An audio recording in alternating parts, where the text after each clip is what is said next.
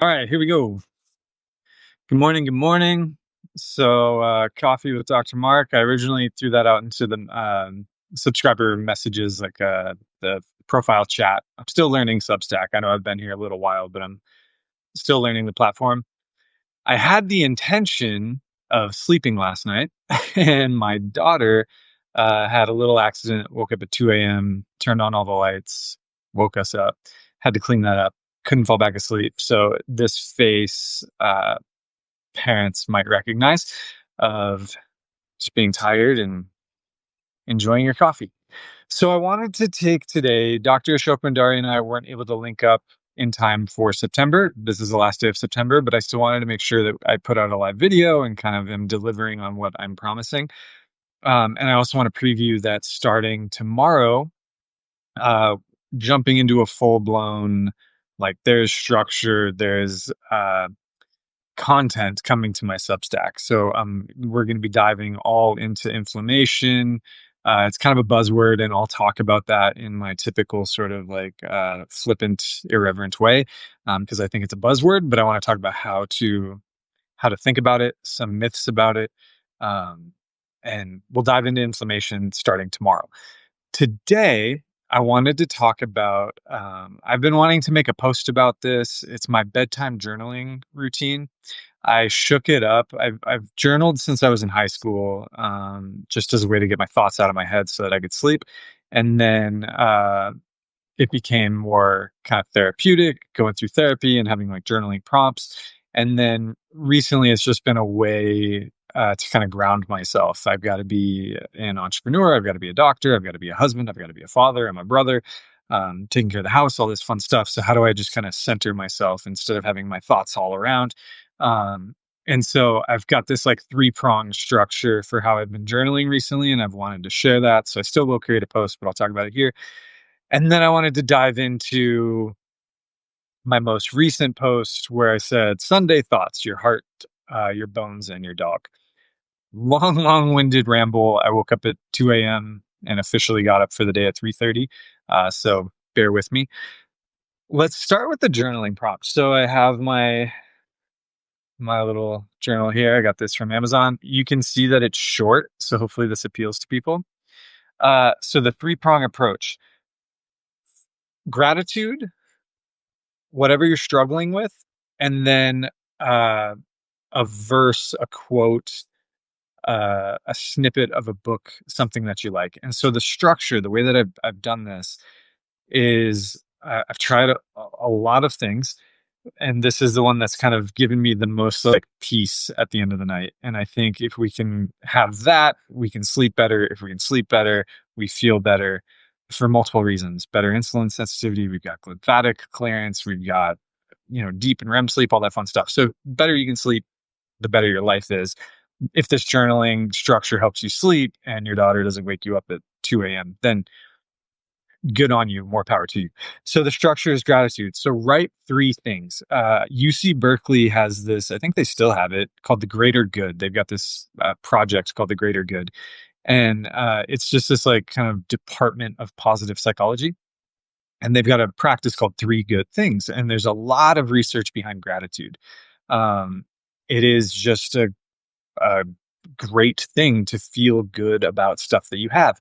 And it's not, this is kind of a tangent, but like if you're going through something really shitty, you're going through something really, really objectively difficult, uh, you don't always have to feel gratitude. And so you don't have to force yourself to feel good in really overtly bad situations.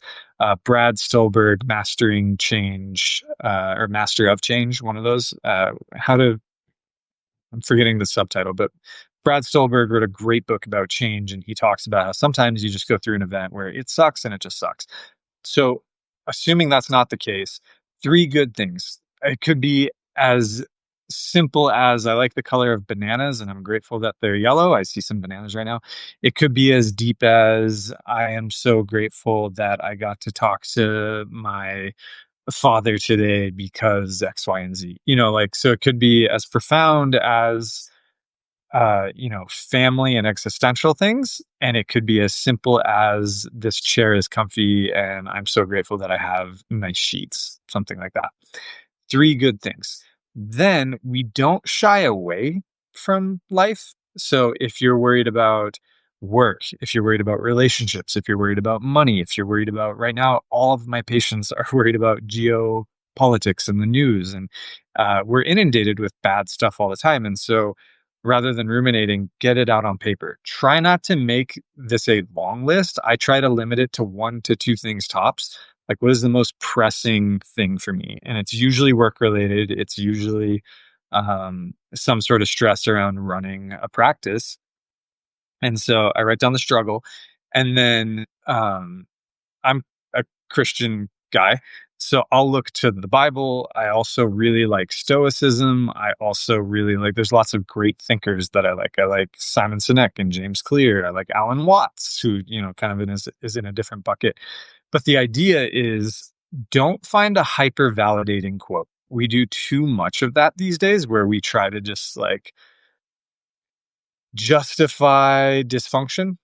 And that might be a triggering thing, but I want you to have self compassion, and self compassion isn't wildly permissive.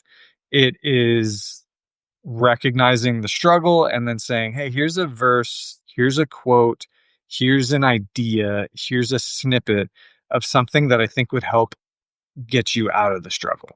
I see the struggle, and here's something to think about to kind of carry you through, to anchor you through. And so the way that I've kind of done this is almost like a positivity sandwich. It's like we start with the gratitude, we write a struggle, and we say, hey, here's this thing that God said, that Marcus Aurelius said, that some philosopher said, that whatever, to help me overcome that struggle. And then night night. And so it's a nice way to say, here's the good that happened today. Here's what I'm struggling with, but here's why or how or I'm going to deal with it. And so you spend 5 minutes journaling that out. Gratitude, struggle, a verse, a quote, a snippet to get to kind of contextualize the struggle or to overcome the struggle or just provide support for the struggle. And then you go to bed. And what's fun is, particularly with the struggles, is if I review it the next day, like if I wake up the next morning, I'll usually find that that struggle doesn't feel like as much of a struggle when I've had the good sleep. And it's fun to see, to go back and see how uh, different quotes maybe carried you further than you thought or apply to different situations, and how we can pull on wisdom from different people and different traditions to like take whatever external struggle it is and have some like intrinsic growth mindset, like grit, to say, hey, I can overcome it. And again, if you're dealing with something horrible, something shitty, a death, a divorce, laid off from your job, something where there isn't quite a silver lining yet, and maybe there won't ever be, you don't have to force it. So that's journaling.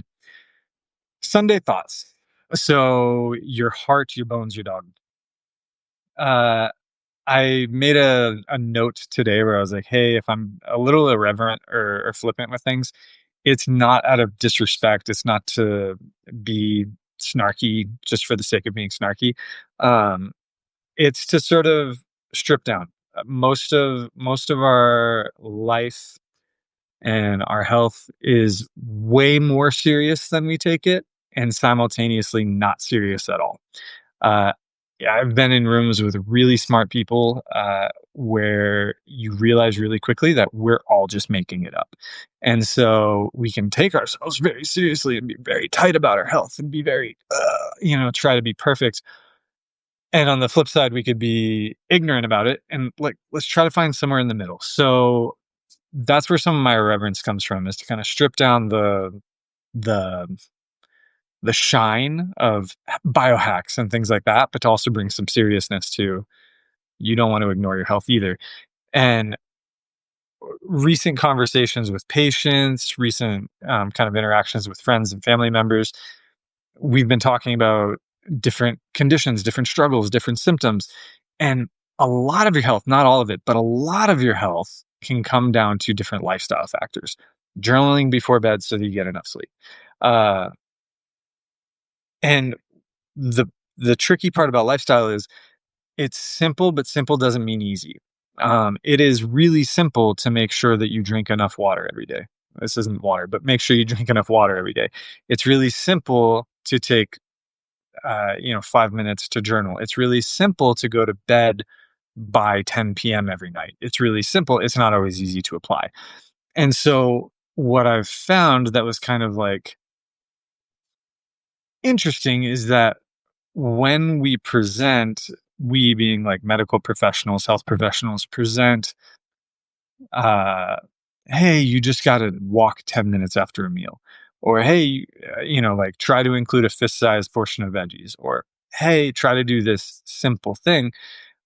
There's almost like a disheartened feeling rather than an empowered feeling. Um, it's, uh, I don't know. I don't know what to make of it. And so this post was me just kind of uh, trying to contextualize it for those who are disheartened. To read off of it, I said, so why are folks still surprised, dare I say disheartened, when they find out that they themselves have to engage in physical activity, include more fiber, reduce alcohol intake, or go to bed at regular times? Before we continue, let's go meta for a second. I'm still reading this, but these were my thoughts as I was writing. You are, you exist, you matter, and you're not some passive participant to your own experience. This is it. This is your heart. These are your bones. The air is moving through your lungs. You are. And I made the parentheses. I've never done drugs. This is probably why I don't need to do drugs. Um, and so our bodies are these miraculously, insanely, beautifully complex, interconnected, dynamic systems. And our role in operating them is ridiculously simple. For the most part, our bodies just require use.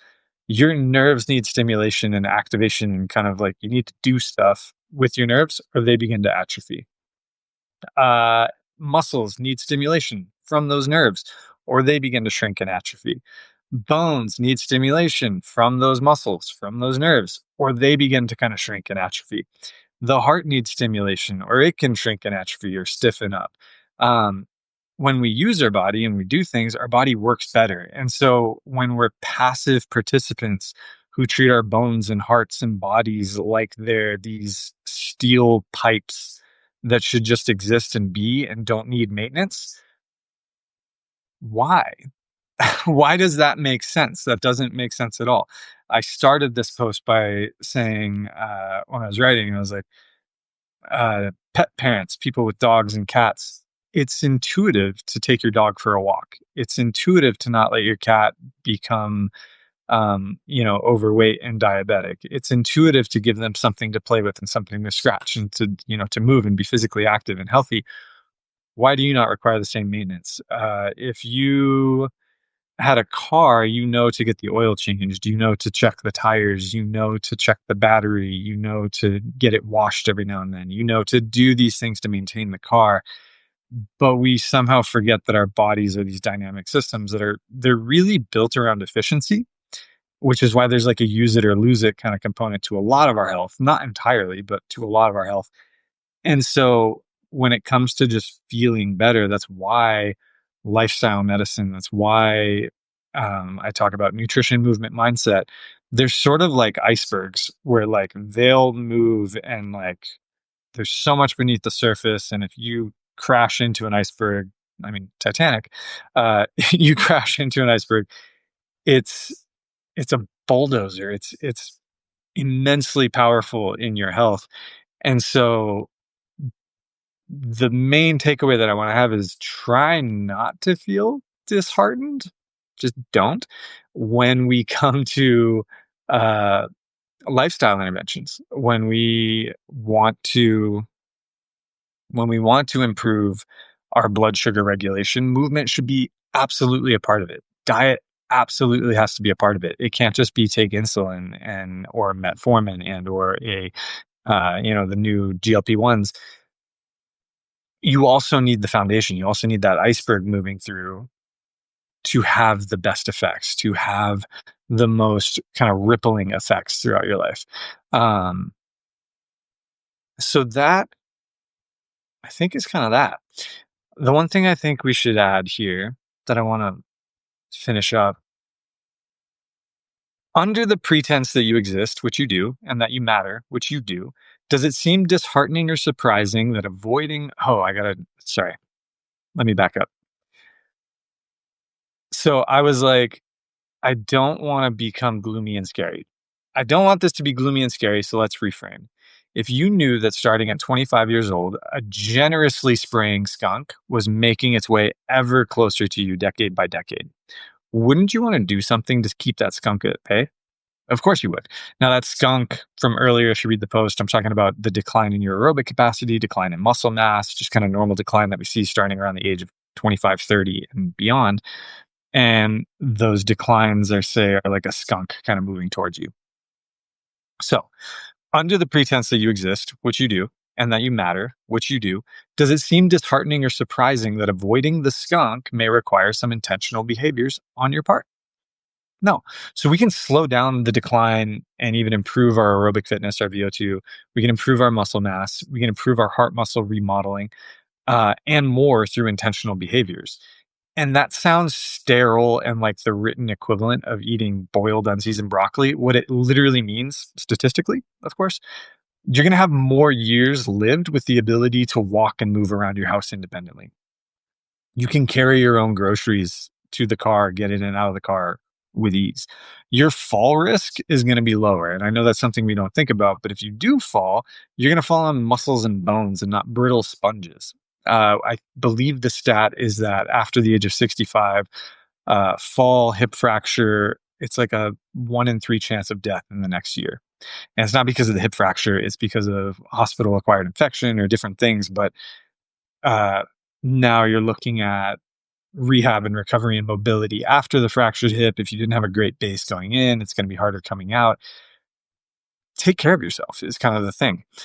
You get to live a more engaging and autonomous life when you treat your body like you treat your dogs and your cats as valuable, living, dynamic beings. You'll walk your dog because the dog needs a walk, not realizing the dog is walking you. And that's good for everybody. So that's kind of my healthy on purpose spiel. Thank you for dealing with my morning uh, 2 a.m. wake up ramble. Uh, enjoy your coffee if you haven't had it already, or if you have had it already. East Coast is already about midday here. Hopefully, you got something from that. Try the journaling prompts. So, 3 good things, 1 or 2 struggles, a verse, a quote, a phrase to kind of help you contextualize the struggle. Um, and then go read my latest or my most recent Substack, Sunday Thoughts, Your Heart, Your Bones, Your Dog. It's just kind of a silly way to look at how silly it is that we get disheartened when we have to take a walk or like have to eat nutritious foods. Um, and then again, starting tomorrow, uh, the inflammation campaign, the inflammation content is coming out. So see you guys later.